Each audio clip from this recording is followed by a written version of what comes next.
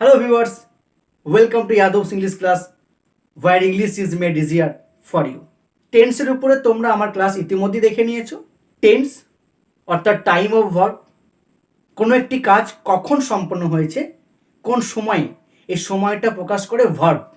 তাই টেন্স বলতে time of verb, ভার্বের সময়টাকে বোঝায়, ক্রিয়ার কালটাকে বোঝায়। আর এই টাইম অনুযায়ী টেন্স 3 প্রকার, প্রেজেন্ট, পাস্ট, ফিউচার। আর ওয়ার্ক অনুযায়ী টেন্স 4 প্রকার, ইনডেফিনিট অর্থাৎ simple tense, continuous, perfect, perfect continuous. Indefinite ও কন্টিনিউয়াস নিয়ে সেপারেট ক্লাস অলরেডি আছে, তোমরা দেখে নিয়েছো। যারা দেখোনি দেখে নিও। আজকে ক্লাস আলোচনা করব 3 নম্বর টেন্স অর্থাৎ পারফেক্ট টেন্স নিয়ে। ইনডেফিনিট অর্থাৎ সিম্পল টেন্স হয়ে গেছে, কন্টিনিউয়াস হয়ে গেছে। আজকে আলোচনা করব পারফেক্ট টেন্স নিয়ে। পারফেক্ট টেন্স কি? পারফেক্ট মানে কমপ্লিট, কোনো একটা কাজ পারফেক্ট হয়ে গেছে, কমপ্লিট হয়ে গেছে। তো পারফেক্ট টেন্সের প্রেজেন্ট, পাস্ট, ফিউচার আছে। প্রেজেন্ট পারফেক্ট কখন ব্যবহার করব? কোনো একটি কাজ ইমিডিয়েট পাস্টে শুরু হয়েছিল, পাস্টেই কাজটা শেষ হয়ে গেছে, তার ইফেক্ট ফলাফল এখনো রয়ে গেছে। ইফেক্ট ফলাফল বর্তমানে রয়েছে, যে মুহূর্তে কথা বলছি সেই মুহূর্তে সেই কাজটার, সেই অ্যাকশনটার, সেই অ্যাক্টিভিটিসটার ইফেক্ট রয়ে গেছে। সেটাই হচ্ছে প্রেজেন্ট পারফেক্ট টেন্স। এবার এই প্রেজেন্ট পারফেক্ট টেন্স আমরা কিভাবে ফর্ম করব, স্ট্রাকচারটা কিভাবে লিখবো, কিভাবে বলবো, কিভাবে স্ট্রাকচারটা একবার দেখে নিই। তাহলে প্রেজেন্ট পারফেক্ট টেন্সে স্ট্রাকচারটা কি আছে? প্রথমে সাবজেক্ট, তারপরে হ্যাভ অথবা has, according to subject have বা হ্যাজ বসবে, অর্থাৎ সাবজেক্টের উপর নির্ভর করে হ্যাভ বা হ্যাজ হবে। তারপর হচ্ছে V3। V3 হচ্ছে ভার্বের 3টে ফর্ম আছে। একটা হচ্ছে বেস ফর্ম, যেটা দিয়ে একটা ভার্ব শুরু হয়, অর্থাৎ V1। আর একটা হচ্ছে সেকেন্ড ফর্ম অর্থাৎ পাস্ট টেন্স, যেটা শুধুমাত্র সিম্পল পাস্টে ব্যবহার হয়, অর্থাৎ পাস্ট ইনডেফিনিট টেন্সে ব্যবহার হয়। ভার্বের পাস্ট ফর্ম অর্থাৎ ভার্বের সেকেন্ড ফর্ম আর কোনো টেন্সে ব্যবহৃত হয় না, আর কোথাও ব্যবহৃত হয় না, শুধুমাত্র সিম্পল পাস্ট অর্থাৎ পাস্ট ইনডেফিনিট টেন্সে ইউজড হয়। তারপরে আসছে V3 অর্থাৎ ভার্বের third form, past participle form. Perfect টেন্সে পাস্ট পার্টিসিপেল ফর্ম ইউজড হবে। Present perfect, past perfect, future perfect. Perfect টেন্সে ভার্বের 3 নম্বর ফর্ম অর্থাৎ V3 পাস্ট পার্টিসিপেল ব্যবহৃত হবে। ভার্বের 3 number form past participle form অন্য জায়গাতে ব্যবহৃত হয়, যেমন প্যাসিভ ভয়েসে। প্যাসিভ ভয়েসে সর্বদাই ভার্বের 3 number form past participle form used হয়। আবার পাস্ট পার্টিসিপেল যে অ্যাডজেক্টিভ আমরা তৈরি করি, যে অ্যাডজেক্টিভ আমরা ব্যবহার করি, সেগুলো V3 অর্থাৎ ভার্বের থার্ড ফর্ম। তো এতগুলো ক্ষেত্রে ভার্বের 3 নম্বর ফর্ম ব্যবহৃত হয়। এবার এই ভার্বের 3 নম্বর ফর্ম কিন্তু কিছু গাইডলাইন্স আছে, একদম নির্দিষ্ট করে কিছু নিয়ম আছে এমন নয়, কিছু গাইডলাইন আছে।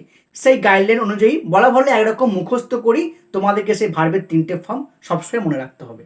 বেস ফর্ম কি, পাস্ট ফর্ম কি, পাস্ট পার্টিসিপেল ফর্ম কি। তো এইখানে ইউজড হবে পাস্ট পার্টিসিপেল ফর্ম অর্থাৎ V3 ভার্বের থার্ড ফর্ম। তো ইটেন, ইটেন ভার্বের থার্ড ফর্ম, এর সেকেন্ড ফর্ম হচ্ছে এট, আর ফার্স্ট ফর্ম অর্থাৎ বেস ফর্ম হচ্ছে ইট। তারপর অবজেক্ট বা রিমেইনিং। আগে বলেছি সর্বদা অবজেক্ট থাকবে এমনটা নয়, একমাত্র ট্রানজিটিভ ভার্বই অবজেক্ট নেয়, অবজেক্ট ট্রানজিটিভ ভার্বের সাথে ইউজড হয়, অবজেক্ট ট্রানজিটিভ ভার্বের সাথেই যায়। তাহলে দেখে নাও পরপর কি আছে। সাবজেক্ট কি আছে?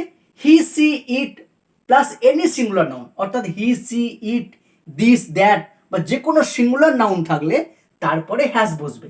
এগুলোকে আমরা বলতে পারি third person singular number, third person singular, অর্থাৎ থার্ড পারসন সিঙ্গুলার নাম্বারের পরে হ্যাজ বসবে। থার্ড পারসন সিঙ্গুলার নাম্বার কারা? হি, সি, ইট, দিস, দ্যাট। এগুলো হি বসে ছেলেদের ক্ষেত্রে, সি বসে মেয়েদের ক্ষেত্রে, ইট বসে সাধারণত মানুষ বাদে সবার পরিবর্তে। তাদের পরে কি বসবে? হ্যাজ বসবে। He has eaten rice, she has eaten rice, it has eaten rice, Ram has eaten rice, Sam has eaten rice, Sita has eaten rice. এরকম third person singular number subject হলে তারপরে অবশ্যই হ্যাজ বসাবে। তারপরে কি দেখতে পাচ্ছি? We, you, they plus any plural noun, অর্থাৎ উই, ইউ, দে এগুলোর পাশাপাশি যে কোনো প্লুরাল নাউন থাকলে, অর্থাৎ আমরা এটাকে এক কথায় বলতে পারি বাকি সব, রেস্ট। অর্থাৎ থার্ড পারসন সিঙ্গুলার নাম্বার বাদ দিয়ে বাদ বাকি যা আছে, বাকি সব, থার্ড পারসন সিঙ্গুলার নাম্বার বাদ দিয়ে বাকি যা আছে সবার পরিবর্তে হ্যাভ বসবে। Subject third person singular number বাদ দিয়ে বাকি যাই সাবজেক্ট হোক না কেন তারপরে হ্যাভ বসবে। সেগুলোর মধ্যে উই হতে পারে, ইউ হতে পারে, দে হতে পারে, যে কোনো প্লুরাল নাউন হতে পারে। We have eaten rice, you have eaten rice, they have eaten rice, the boys have eaten rice, Ram and Sita have eaten rice. তো এইটা ছিল প্রেজেন্ট পারফেক্ট টেন্সের স্ট্রাকচার। ব্যবহার করব কখন? যখন অতীতে কোনো একটা কাজ শুরু হয়েছিল, অতীতই শেষ হয়ে গেছে, তার ফলাফলটা এখনও আছে, যে সময় কথা বলছি সে সময় ফলাফলটা আছে, এরকম কথা প্রকাশ করতে গেলে আমরা প্রেজেন্ট পারফেক্ট টেন্স ইউজ করব। Have you completed your assignment? Yes, I have completed my assignment. অর্থাৎ অ্যাসাইনমেন্ট করা শুরু করেছিলাম ইমিডিয়েট পাস্টে, অ্যাসাইনমেন্ট শেষ হয়ে গেছে পাস্টে, যে সময় কথা বলছি সেই সময় দেখতে পাচ্ছি অ্যাসাইনমেন্টটা কমপ্লিট, পারফেক্ট হয়ে গেছে, ডান হয়ে গেছে। তো এরকম সিচুয়েশনে আমরা প্রেজেন্ট পারফেক্ট টেন্সে ইউজ করি। এবার আসছে past perfect tense. Past perfect tense আমরা কখন ব্যবহার করব? অতীতে দুটি ঘটনার মধ্যে, অতীতে ঘটে যাওয়া, পাস্টে ঘটে যাওয়া দুটো অ্যাকশনের মধ্যে যেটি বেশি আগে ঘটেছে সেইটা হচ্ছে পাস্ট পারফেক্ট টেন্স। আর যেটা পরে ঘটেছে সেটা হচ্ছে past indefinite tense, simple past tense. সেটা কেমন? তার আগে পাস্ট পারফেক্ট টেন্সের স্ট্রাকচারটা দেখে নিই, কীভাবে সেন্টেন্সটা লিখবো, ফর্ম করব। তো পাস্ট পারফেক্ট টেন্সের স্ট্রাকচারটা কি আছে? প্রেজেন্ট পারফেক্টের মধ্যে অলমোস্ট সেম, শুধু হ্যাভ এর জায়গায় হ্যাড ইউজ হচ্ছে। এবার যেহেতু শুধুমাত্র হ্যাড ইউজ হচ্ছে সেহেতু সাবজেক্টে কে আছে আর খেয়াল রাখার দরকার নেই, সাবজেক্টে যে খুশি থাকুক হ্যাডই বসবে। হ্যাভেজের ক্ষেত্রে কি হয়েছিল? থার্ড পার্সন সিঙ্গুলার নাম্বার হলে হ্যাজ বসবে, আর থার্ড পার্সন সিঙ্গুলার নাম্বার বাদে বাকি যেই হোক, রেস্ট বাকি সমস্ত ক্ষেত্রে সেটা আই হতে পারে, উই হতে পারে, ইউ হতে পারে, দে হতে পারে, যে কোনো প্লুরাল নাউন হতে পারে, সেটা হলে হ্যাভ বসবে। থার্ড পার্সন সিঙ্গুলার নাম্বার হলে হ্যাজ, বাকি সব ক্ষেত্রে হ্যাভ। কিন্তু পাস্ট পারফেক্টে এই একটা মজা, যেহেতু শুধুমাত্র হ্যাড বসছে তাই সাবজেক্টে কে আছে আর সেই ঝক্কি নেওয়ার দরকার নেই, সেটা খেয়াল রাখার দরকার নেই। সাবজেক্টে যেই থাকুক না কেন সর্বদাই হ্যাড বসবে। তারপরে ভাব থ্রি যেমন বসছে বসবে। এবার এই ভাব থ্রি 3 নম্বর ফর্ম কিন্তু মুখস্থ করতে হবে, কিছু গাইডলাইন আছে কিন্তু তোমাদেরকে এটা মুখস্থই করতে হবে। তাহলে দেখা যাচ্ছে পাস্ট পারফেক্ট টেন্সে আর কোনোরূপ ঝামেলা নেই স্ট্রাকচার নিয়ে, গঠন করা নিয়ে। এবার জেনে নেই কখন ব্যবহার করা হবে। অতীতের দুটি ঘটনার মধ্যে, অতীতে হওয়া দুটো অ্যাকশন, দুটো অ্যাক্টিভিটিসের মধ্যে যেটা আগে ঘটেছে, দুটো ঘটনার মধ্যে যে ঘটনা আগে ঘটেছে সেইটা হচ্ছে পাস্ট পারফেক্ট টেন্স, আর যেটা পরে ঘটেছে সেটা হচ্ছে simple past, past indefinite tense. সেটা কেমন? এক্সাম্পলস দিই। তোমরা যে এক্সাম্পল দিতে চলেছি এই কথাগুলো ছোটোবেলায় অনেক শুনেছো, বড়বেলাতেও শুনেছো। যেমন ডাক্তার আসিবার পূর্বে রুগীটি মারা গেল। ডাক্তার আসিবার পূর্বে রুগীটি মারা গেল, রুগী মারা গেছে পাস্টে, ডাক্তার এসেছেও পাস্টে, কিন্তু কোনটা আগে ঘটেছে? রোগী মারা গেল এইটা আগে ঘটেছে। ডাক্তার আসিবার পূর্বে রোগী মারা গেল, রোগী মারা যাওয়া ঘটনাটা আগে ঘটেছে, তারপরে ডাক্তার এসছে। ডাক্তার আসিবার পূর্বে যেহেতু রোগী মারা গেছে, এই যে রোগী মারা গেল এইটা হবে পাস্ট পারফেক্ট টেন্সে। ডাক্তার এলো তারপরে, সেটা হচ্ছে পাস্ট ইনডেফিনিট টেন্সে। তো যেটা আর্লিয়ার পাস্ট, যেটা পাস্ট অফ দ্য পাস্ট, অতীতের অতীত, সেটা হচ্ছে পাস্ট পারফেক্ট টেন্স, আর পরেরটা হচ্ছে simple past, past indefinite tense. এর ইংরেজি বাক্যটা কি হবে? The patient had died before the doctor came. এই সেন্টেন্সটাকে আফটার দিয়েও বলা যেতে পারে, আফটার ব্যবহার করে সেন্টেন্স লেখা যেতে পারে। The doctor came after the patient had died. অর্থাৎ এই রকমের সেন্টেন্স আমরা বিফোর আফটার দুটো শব্দ ব্যবহার করি, লিখতে পারি, বলতে পারি।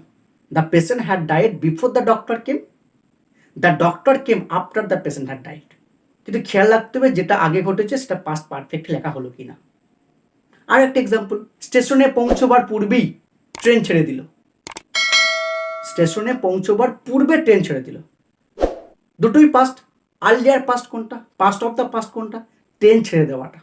The train had departed before I reach the station. The train had departed before I reach the station.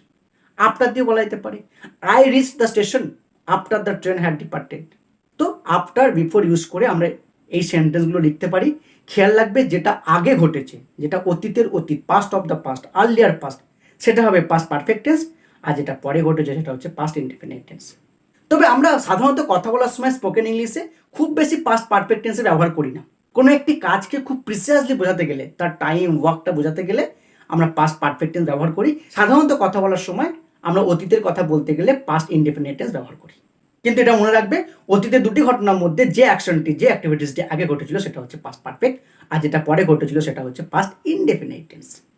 চলো এবার আমরা দেখে নিই ফিউচার পারফেক্ট টেন্স কি বলছে। ফিউচার পারফেক্ট টেন্সের স্ট্রাকচারটা দেখে নিই। ফিউচার পারফেক্ট টেন্সের স্ট্রাকচার অলমোস্ট সেম, শুধু হ্যাভ হ্যাজ হ্যাডের জায়গায় উইল হ্যাভ বসেছে, শুধু উইল হ্যাভই বসবে, এটাই মনে রাখো। কেন বলছি, বর্তমান গ্রামারে স্যালের ব্যবহার উঠে গেছে একরকম, তাই shall, shall be, shall have, স্যালযুক্ত মেন ভার্ব ব্যবহার আর হয় না। তাই শুধু উইলটা কি মনে রাখো, will, will be, will have, উইলযুক্ত মেন ভার্ব, এটা কি মনে রাখো। আর যেহেতু শুধু উইলটা কি মনে রাখতে বলছি, শুধু উইলের ব্যবহারটাই জানতে বলছি, শুধু উইলেরই ব্যবহার বলছি, তাই এক্ষেত্রেও সাবজেক্টে কে আছে আর খেয়াল রাখতে হবে না। Singular, plural, first person, second person আর খেয়াল রাখতে হবে না। এই জিনিসটা খেয়াল রাখতে হয় প্রেজেন্ট পারফেক্ট টেন্সে, যেহেতু হ্যাভ আর হ্যাজ দুটো আছে, তাই থার্ড পার্সন সিঙ্গুলার নাম্বার হলে হ্যাজ, বাকি সমস্ত ক্ষেত্রে হ্যাভ বসে। কিন্তু ফিউচার পারফেক্ট টেন্সে পাস্ট পারফেক্টের মতো সাবজেক্টে কে আছে দেখার দরকার নেই।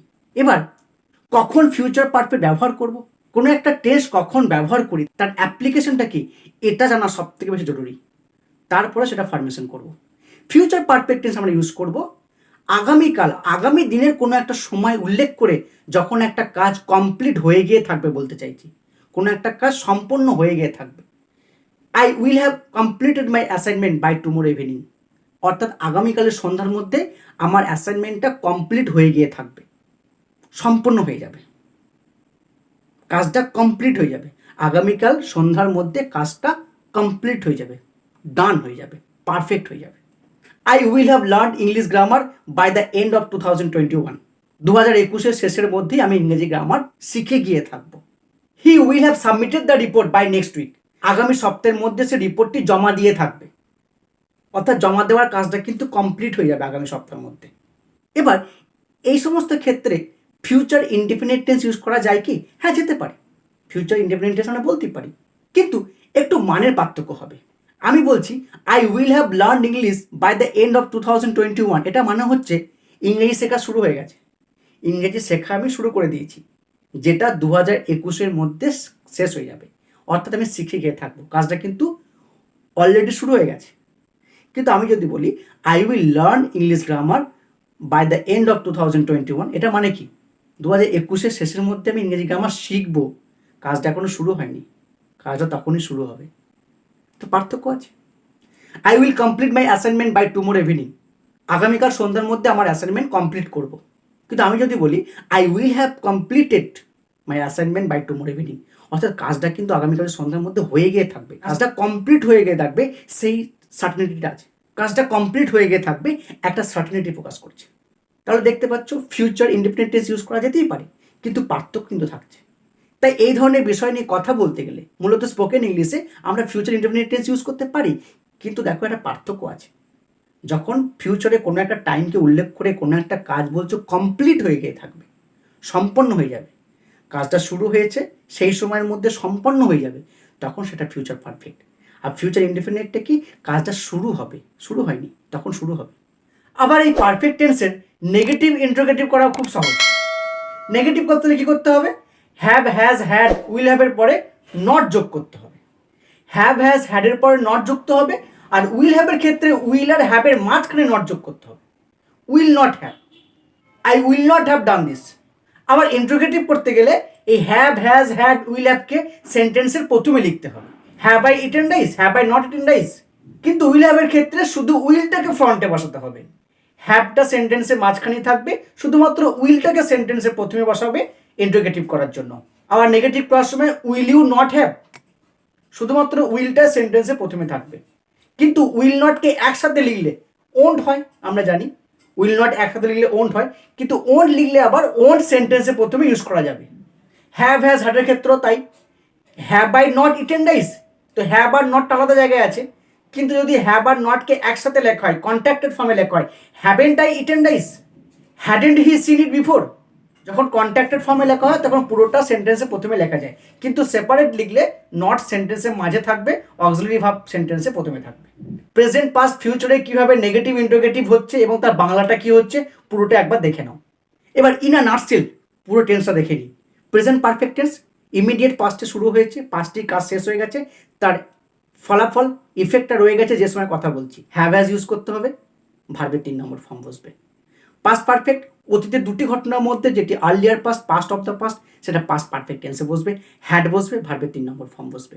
ফিউচার পারফেক্ট কি, আগামী দিনের কোনো একটা সময় উল্লেখ করে যখন বলছি কোনো একটা কাজ কমপ্লিটেড হয়ে গিয়ে থাকবে, কাজটা ডান হয়ে গিয়ে থাকবে, তখন আমরা ইউজ করবো ফিউচার পারফেক্ট টেন্স।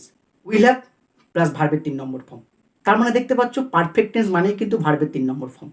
আর এই ভার্বের 3 নম্বর ফর্ম কিন্তু তোমাদেরকে মুখস্থ করতে হবে। তো এই ছিল আজকের পারফেক্ট টেন্স নিয়ে ক্লাস। তোমরা বুঝতে পারলে কখন পারফেক্ট টেন্স আমরা ব্যবহার করব এবং তার স্ট্রাকচার কী আছে, তার ফরমেশন কীভাবে হয়। যদি কোথাও বুঝতে অসুবিধা হয় প্লিজ কমেন্ট করে জানাও, আমার উত্তর দিতে ভালো লাগবে। আর সর্বোপরি ক্লাসটা কেমন লাগলো অবশ্যই কমেন্ট করে জানিও। দেখা হয় পরে ক্লাসে, ভালো থেকো সকলে, বাই।